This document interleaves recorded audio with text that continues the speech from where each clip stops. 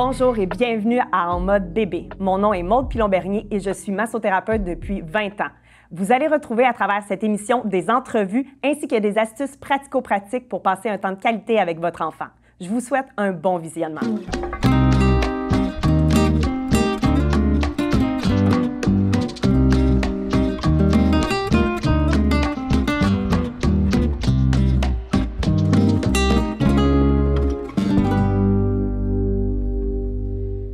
Aujourd'hui, j'ai la chance de laisser ma place pour le petit atelier pratico-pratique à Lisa, qui est la propriétaire du centre Maternité au naturel. Elle va nous démontrer une petite routine d'éveil à faire avec son enfant. J'ai la belle Liliana qui est avec moi pour faire la petite routine au sol. Donc, je vais commencer tranquillement à lui permettre de se réveiller un petit peu. Et puis, je vais la tourner sur le dos pour être capable d'avoir un beau contact avec elle. Donc, lors de la routine au sol, c'est important, en grande majorité, d'aller chercher un beau moment dans la journée. Donc, d'aller chercher un moment où est-ce qu'on sait que notre enfant va être réceptif, où est-ce qu'on sait que notre enfant va démontrer des signes qu'on est vraiment prête à faire une petite activité ensemble. Et puis, par la suite, justement, on laisse notre petit enfant un petit peu se réveiller. Et afin d'aider notre enfant qui est au sol, on va tranquillement commencer à initier certains mouvements. Donc, à quoi ça sert, les routines au sol? Ça sert en grande majorité, justement, à permettre à nos enfants qui ne sont pas encore capables de se déplacer, qui ne sont pas encore capables de faire les propres mouvements eux-mêmes en pleine amplitude.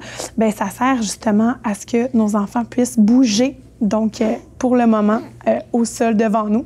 Et par la suite, ils vont pouvoir reproduire ces mouvements-là au quotidien dans leurs mouvements de tous les jours.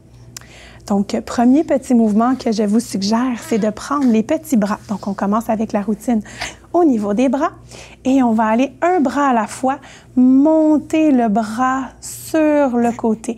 Et quand on sent une résistance, comme moi je sens en ce moment avec mademoiselle, on va faire un petit secoué qui va permettre à bébé tranquillement d'aller chercher justement son amplitude et son extension.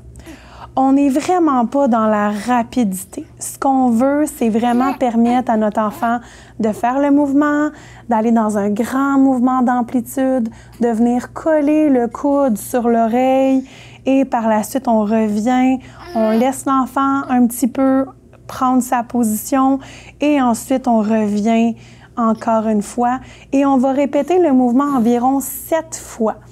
Donc, 7 fois ce mouvement-là, le même mouvement qu'on s'en vient. Et lorsqu'on va saisir le membre de notre enfant, je ne l'ai pas dit tout à l'heure, on va essayer d'aller éviter de saisir l'articulation et on va aller saisir plutôt entre les deux. Donc, je viens mettre mon pouce à l'intérieur de la main et je viens saisir toute mon articulation avec ma main au complet.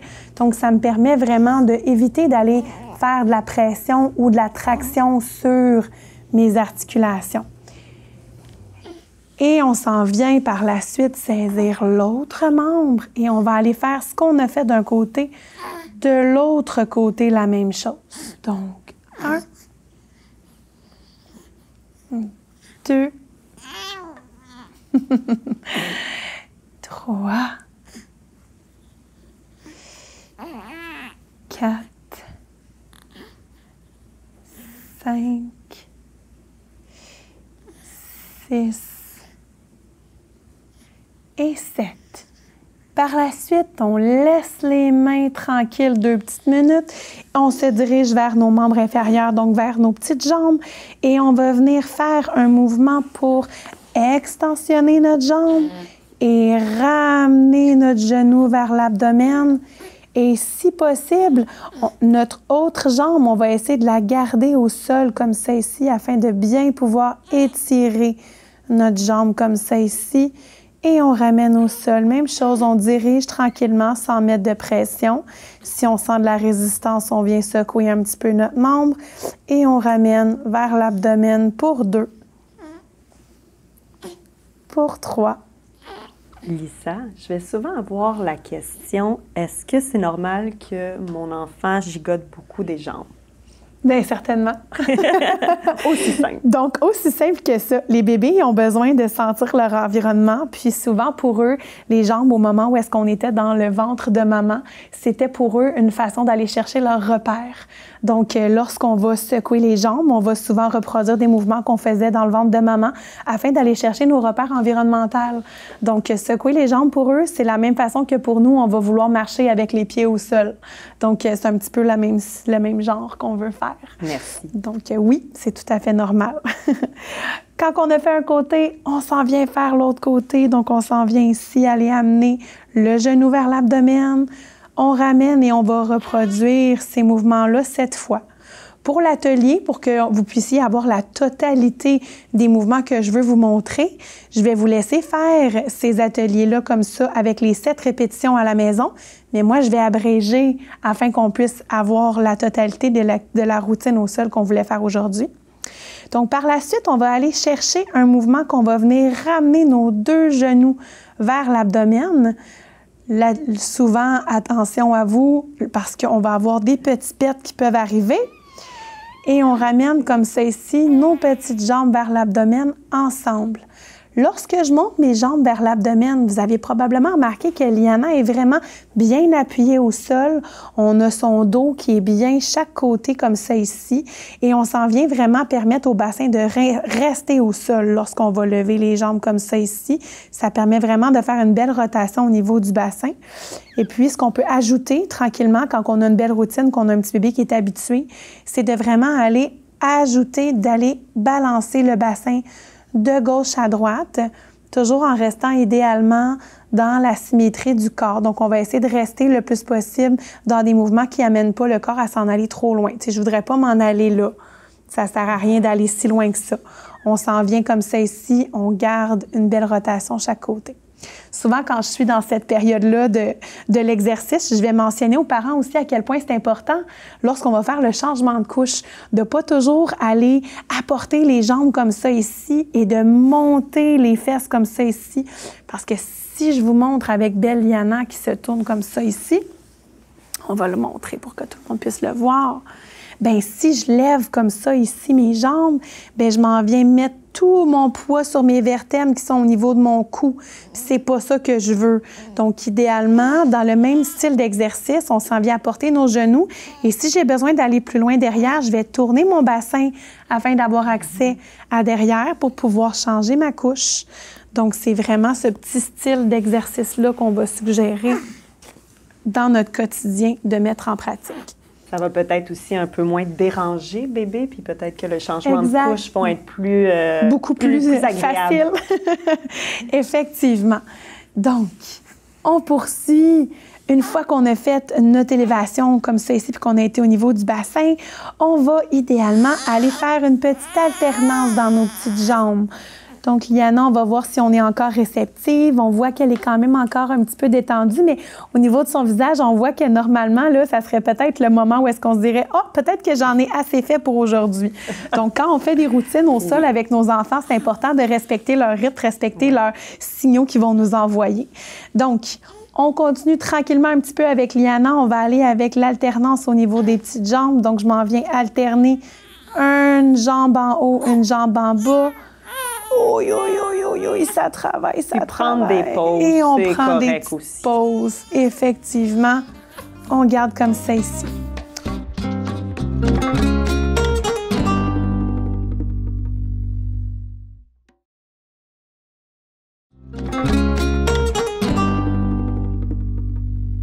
Un autre exercice qu'on peut ajouter dans notre routine au sol, c'est un exercice qui va permettre de pouvoir dans le fond, faire du croisé. Donc, ce qu'on veut, idéalement, là, on a un petit bébé ici qui a un petit pyjama à pattes. Donc, si on a ça dans notre quotidien, ce qu'on va faire, c'est qu'on va aller détacher et on va aller chercher le pied comme ça ici parce que ce qu'on veut, ça serait que notre petit bébé puisse avoir le contact entre sa main et la plante de son pied. Donc, on s'en vient comme ça ici. On va aller ouvrir pour faire un beau croisé au sol en ayant la main et la pied très, très, très en diagonale. Et par la suite, on va ramener main et pied ensemble comme ça ici. pourquoi les croisés? Pourquoi est-ce que c'est important d'aller surtout faire cet exercice-là? Bien, cet exercice-là, il va nous permettre de pouvoir aller faire des connexions et créer des connexions dans notre cerveau. Donc, les gens vont souvent parler de l'importance de faire le rampé, l'importance de faire le quatre pattes.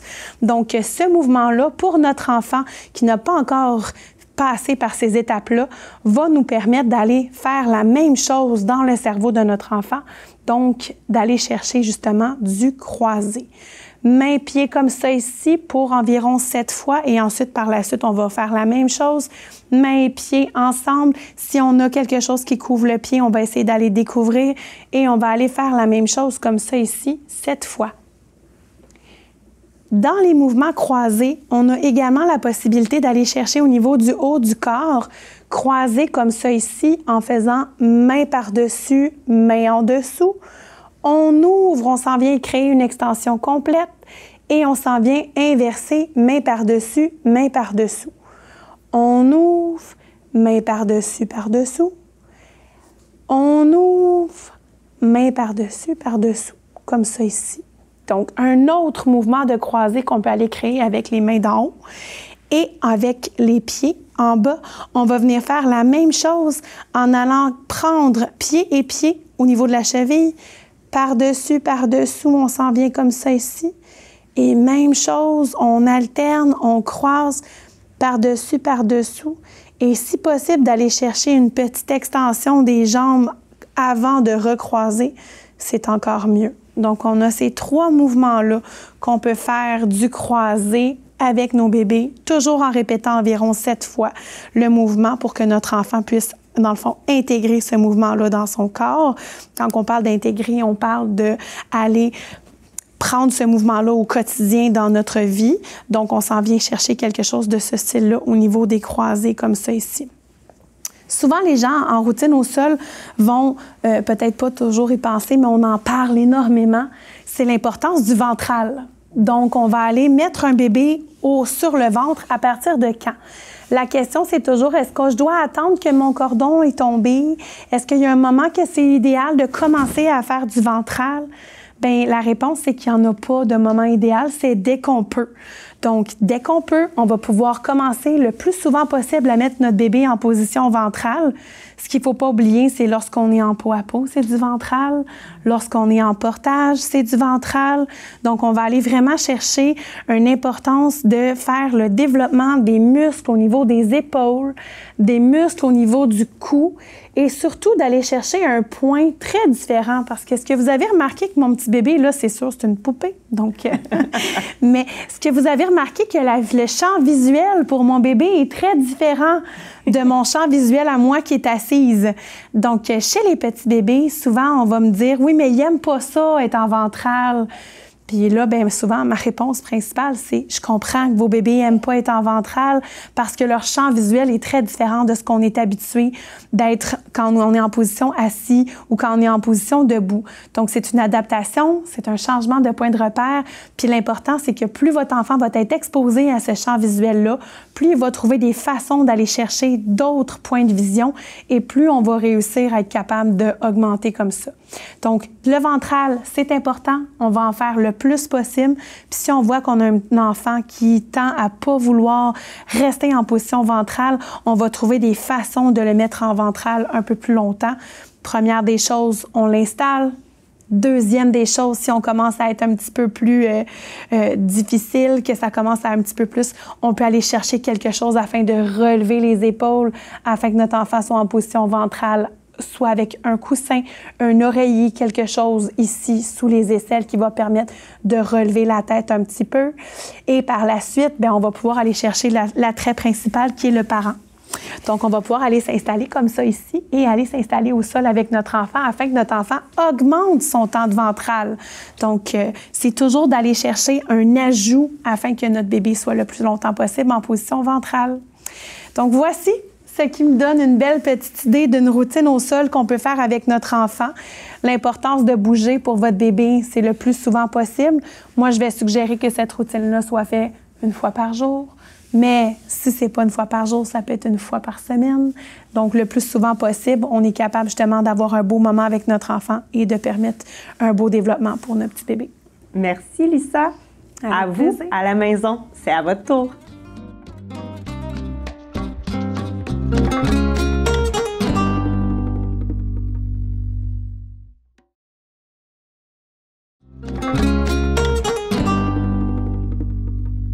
Depuis plus de 25 ans, dans le fond, j'évolue dans le domaine de l'enfance, de la petite enfance. Puis ma passion provient de là. La communication fait aussi partie de moi. Fait que je considère que c'est important de la transmettre aux enfants.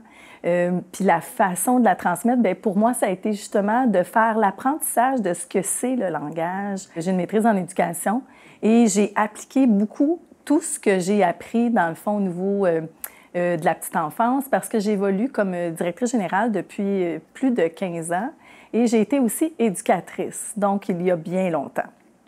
Fait que le langage fait partie du quotidien. Puis, tu sais, le langage, c'est pas que parler, justement. Mais en fait, il faut comprendre que le langage débute dans le ventre de la mère dès 6 mois. L'enfant perçoit les voix de la mère, perçoit l'entourage, les rythmes qui sont plus aussi rapides, lents, les voix, les aigus, les graves. Fait que l'enfant, dès la gestation, dans le fond, 6 mois de grossesse, puis quand il arrive, bien, son cerveau a déjà créé des connecteurs qui lui permettent de comprendre et de faire des liens à ce qu'il entendait avant dans le ventre de sa mère. Mais il y a une chose aussi qui est importante, il faut comprendre que si bien que l'enfant arrive avec un cerveau sain, s'il n'est pas stimulé à la naissance, il peut justement développer des difficultés langagières par un manque de stimulation. Donc, c'est vraiment précurseur de réussite scolaire, précurseur de relations saines avec les enfants. Ces demandes aussi d'être capable de nommer comment il se sent. C'est en lien direct avec l'estime de soi. Tout l'attachement, l'affectif, le mouvement, ça touche à toutes les sphères développementaux des enfants. Donc, ça fait un plus chez l'enfant, le langage. Puis, justement, on l'a observé durant la COVID, il y a eu un manque et il y a eu des problématiques. Comment vous avez vécu ça et comment, présentement, toi, ta pratique a peut-être changé par rapport à ça? En fait, on s'est rendu compte que les enfants qui ont passé à travers la COVID avec des éducateurs, des éducatrices qui ont porté le masque ou tout humain qui était autour de l'enfant a créé justement ce manque-là.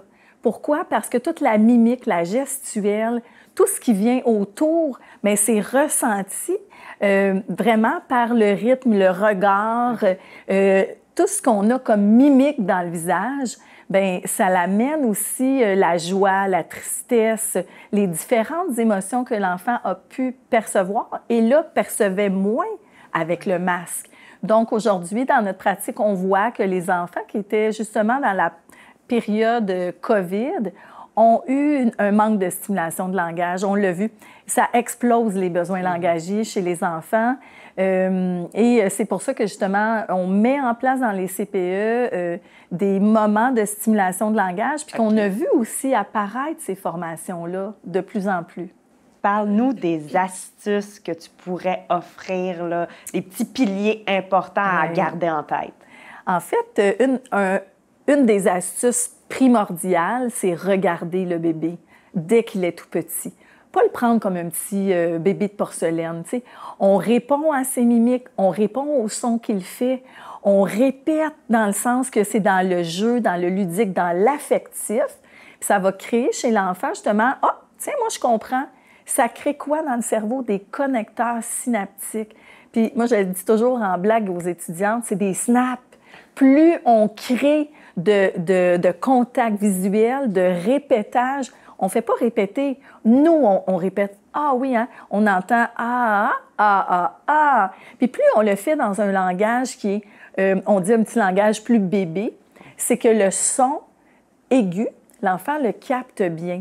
Donc, ça va faire en sorte que les connecteurs synaptiques, qui sont, dans le fond, une synapse, c'est entre 2 neurones, puis ça crée un petit pont chimique qui fait « Hey, je me connecte ». Et là, ça crée des chemins et vraiment, ça va faire en sorte que l'enfant va comprendre une cause à effet Alors, quand elle me parle, ah oui, hein, ça fait ça, moi, je peux répondre. Ça va faire de l'écho aussi dans la voix. L'enfant répète ce que nous, on fait. Donc, ça va amener l'enfant beaucoup plus loin dans son langage dès sa jeune âge. Donc, je pense que c'est là, encore là, je dis toujours, une des clés du langage. Oui. Donc, une astuce, c'est de lui parler, c'est d'être à sa hauteur, c'est aussi de donner un temps d'arrêt pour que l'enfant processe l'information qu'il vient d'avoir, parce que c'est pas parce qu'on lui parle qu'il répond tout de suite. Mettons qu'il est un petit peu plus âgé, il a déjà commencé à avoir des syllabes, des petites phonèmes. Tu sais, il dit vraiment des ba, ba, ba, ma, maman. Ah, là, ça s'en vient pour maman. Bien, on lui laisse le temps de connecter. Ah, tu veux dire maman. Hey, moi, je suis maman. Toi, t'es Jérôme. Hein, de faire le lien avec l'enfant. Ça, c'est une cause à effet. On lui parle.